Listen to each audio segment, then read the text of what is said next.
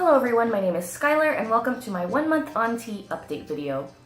So, it's been 1 month, well it's been 30 days. It's 30th of September when I'm filming this, but there's no 31st of September, so I figured I would film it now. Also, you can hear my dog on the floor, that's what that noise is. As far as my shot goes, I did have to change one thing, which is how I kind of do my shot.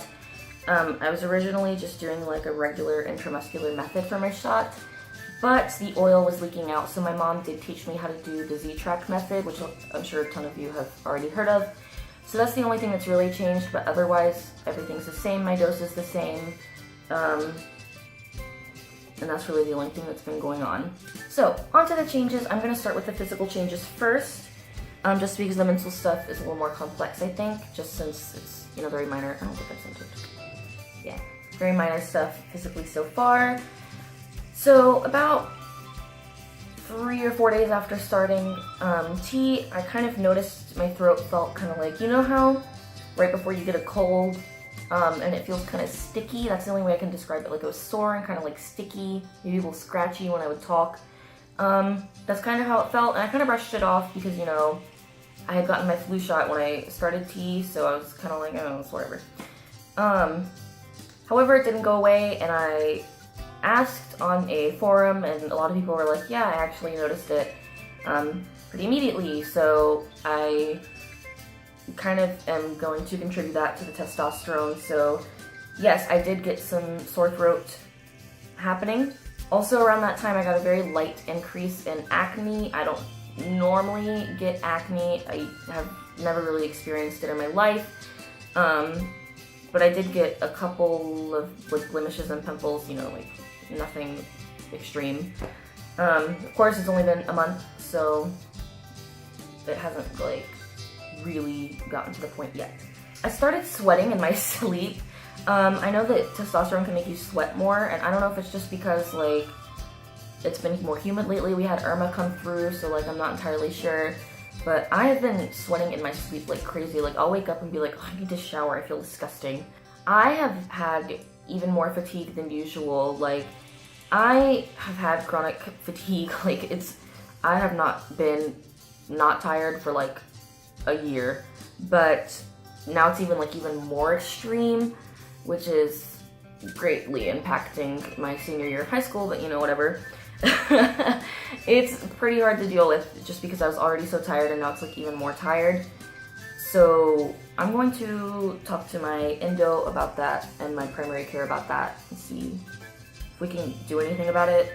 I'm also anemic, which could be part of it, but not sure. My voice, I'm sure a lot of you, especially the trans guys who are watching this, are probably like, oh my god, did your voice change? Is your voice changing at all? I don't know if you can hear it from like my last video, but my voice is deeper. I noticed it when I was having a voice lesson. I take private voice lessons, and I have been for about three years, I did count. And we have our voice lessons in like these little soundproof rooms, so you get a really good feel for like what your voice sounds like when you're in there. And I was like, whoa, my voice feels deeper, and my voice teacher was like, it sounds deeper. And then we tested my range. I did get, my range is about 3 notes lower now. My lowest pre-T, my lowest note was F3 or F of the 3rd octave, and now it is down to C3. If I really try like a B3 of the 3rd octave. I say that because there are some people who do not know a lot about music who are watching, or who might be watching. I don't know who's watching. Whatever, I'm not gonna assume things. So, I did get 3 new notes, and while I was in there, I was like, my voice does sound deeper, and it feels like it's resonating deeper than usual. Which resonance is where you feel like your voice coming from, so you can have like a head resonance, a chest resonance, you can feel resonance in your nose or in your forehead. It feels a lot lower, like in my chest, than it did. So that's different. And then also people are noticing that my voice is deeper, especially like my choir teachers and my voice teacher. I was just talking like the other day, and she like popped her head out and was like, is that Skylar? Your voice sounds deeper. So yes, my voice does sound deeper. Now on to mental changes.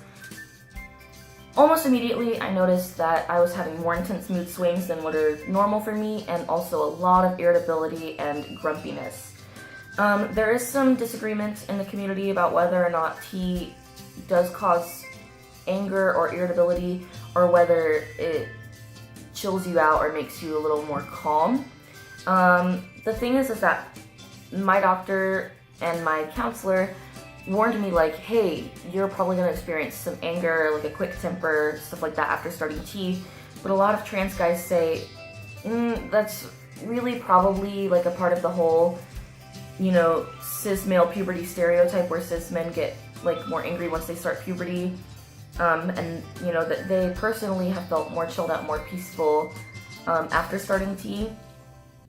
I'm going to say that definitely starting testosterone has given me a lot more irritability. Like, I am super argumentative lately, super hard-headed, super stubborn, and just like very like quick temper. Like, not that I have like outbursts or get aggressive or violent or anything, but I will notice like something can happen that wouldn't have bothered me pre-tea, and now it's just like I get so angry over things, and I'm just like, man, I need to like take a minute and calm down, because it's not normal. It's not like me. Like it's not normal, but it's not like me to have such like a short temper and to get like angry or irritated so quickly.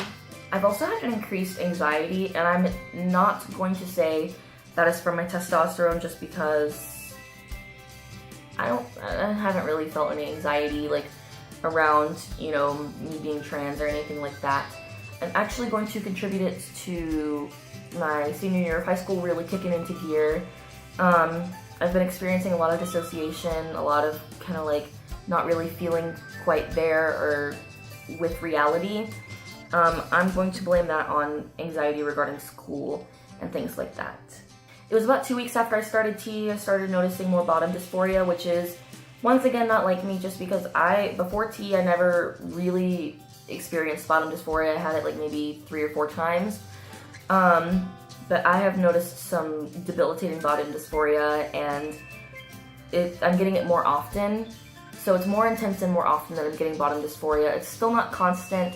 I'm still not constantly like having bottom dysphoria or feeling the need to pack. It's just once or twice a week. But like I said before, it was like once a month. So it is getting more often. I'm not sure why. It probably has to do with the fact that, it's kind of like how a lot of people say like hormones and surgery like aren't really a cure for dysphoria, because once you accomplish things that you want for your transition, it's kind of like you get dysphoric over other things. So a lot of guys won't feel super severe bottom dysphoria until after they have top surgery, because now they're not focusing so much on their chest, they're focusing on other things that make them dysphoric. It's kind of just how things go for a lot of trans people. I'm not saying that all trans people want surgery, because some people don't want surgery, some people don't even want hormones. Everybody's transition is different. It's just that once you relieve the dysphoria on some part of your body or something about yourself, that kind of, you notice it in other places. With my voice, I have noticed it's a little harder for me to sing around my break and a little higher in my range. I've lost some of my control, as well as some of my resonance in my higher range, especially and around my break. I'm sure it has to do with my voice changing, and I'm probably going to be losing some of those really high notes anyway, so I'm just kind of singing through it. I will be posting, I don't know if I'll be posting, I'll be recording my 1 month singing update as well as my 1 month voice update tomorrow, which is the 1st of October, just because I want to be really good about keeping track of what my voice sounds like, because there's not a lot of info on like singers going on HRT or testosterone especially, and I really, really want to put out some personal experience with that, just because it was kind of like a big deciding factor on whether or not I transitioned was, is it going to compromise my voice or not, just because I want to be a music major. So, if I do post that, keep an eye out. It might be on my transition Instagram, which is linked on my channel, or I'll probably put it in the description. That's pretty much it. It's all I've experienced. If I forget anything, it'll probably be in the description, but I don't think I did because I wrote this all down. in my notebook and kind of just transferred it to a thing to look at where I could explain while I was recording. So if you want to keep up with my transition, feel free to subscribe or follow my transition Insta where I post updates a little more frequently. And if you guys have any ideas on what to film in the future or what things I could post in between, like updates and things like that, you know, stuff having to do with being trans or the trans community, feel free to leave a suggestion. I would love suggestions so that I can get an idea of what would be, you know, helpful or what would be good for people who want to watch. So, yeah, that's it, and I hope to see you guys on my next one. Bye!